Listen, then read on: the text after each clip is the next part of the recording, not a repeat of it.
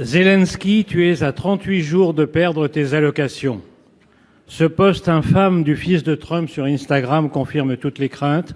L'Europe n'était qu'un acteur de second plan derrière les États-Unis dans un conflit qui pourtant se déroule sur son sol. Elle est désormais en première ligne, elle ne s'y est pas préparée et n'a aucune stratégie globale. Depuis des années, les Américains nous pressent de prendre une plus grande part du fardeau sécuritaire.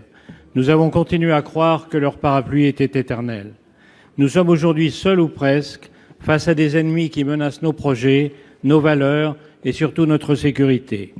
L'arrivée de 12 000 soldats nord-coréens en Europe après le soutien massif de la Chine et de l'Iran marque un tournant dans la guerre. La réaction de la France, convoquer le délégué général de Corée du Nord pour lui signifier, je cite, « notre désapprobation ». Merci. Monsieur le ministre, au-delà des grandes phrases sur notre soutien indéfectible à l'Ukraine, je vous demande des réponses concrètes à des questions concrètes.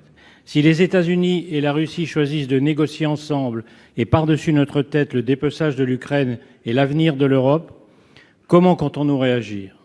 Si le retrait américain se confirme, avons-nous prévu d'accroître notre soutien à l'Ukraine et par quels moyens ? Soutenez-vous l'engagement de Friedrich Merz, probable futur chancelier allemand, de permettre enfin à l'Ukraine de frapper les bases d'où partent les bombes qui détruisent le pays ? Enfin, quels sont les moyens et le calendrier pour refaire de l'Europe, après 40 ans de déni, la puissance militaire qu'elle n'aurait jamais dû cesser d'être ? Il n'y a rien de plus dangereux que de croire que nous ne sommes pas en guerre contre des dictateurs qui sont en guerre contre nous et qui le disent. Pourtant, depuis février 22, nous avons consacré à la défense de l'Ukraine 2 €, l'équivalent d'un café, par mois et par Français. En 1939, Raymond Aron disait « Je crois à la victoire des démocraties, à condition qu'elles le veuillent ».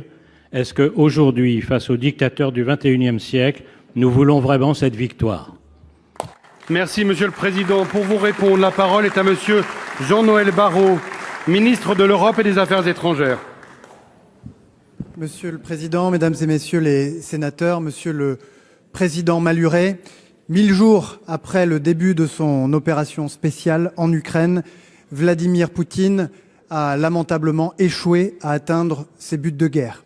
Il a sacrifié des centaines de milliers de vies russes dans une guerre dont l'intensité n'a pas de précédent dans notre histoire récente. Il s'est rendu coupable de faits de déportation des enfants de l'Ukraine qui lui valent un mandat d'arrêt de la Cour pénale internationale et il est le premier dirigeant d'un pays membre permanent du Conseil de sécurité des Nations Unies à être dans cette situation. Et il a asphyxié son économie qui est aujourd'hui au bord du gouffre au point de l'amener à s'agenouiller devant la Corée du Nord pour tenter péniblement d'aller chercher du renfort pour continuer à pilonner l'Ukraine. 1000 jours après le début de cette guerre d'agression russe injustifiable, je crois que Donald Trump est trop avisé pour abandonner les Ukrainiens en rase campagne.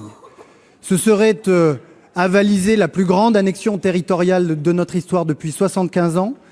Ce serait consacrer la loi du plus fort et précipiter l'ordre international dans le chaos. Ce serait oublier qu'aucune paix juste et durable ne peut être conclue dans le dos des Ukrainiens et par-dessus la tête des Européens.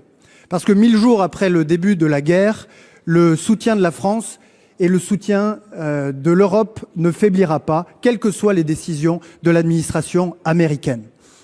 Dans quelques jours, les soldats ukrainiens qui ont été formés et équipés sur le territoire national gagneront le front ukrainien. Nous irons avec Sébastien Lecornu et un certain nombre de parlementaires leur rendre visite dès demain.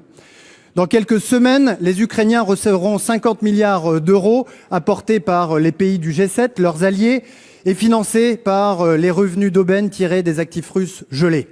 Et dans quelques mois, ce seront les Mirages français qui voleront dans le ciel de l'Ukraine.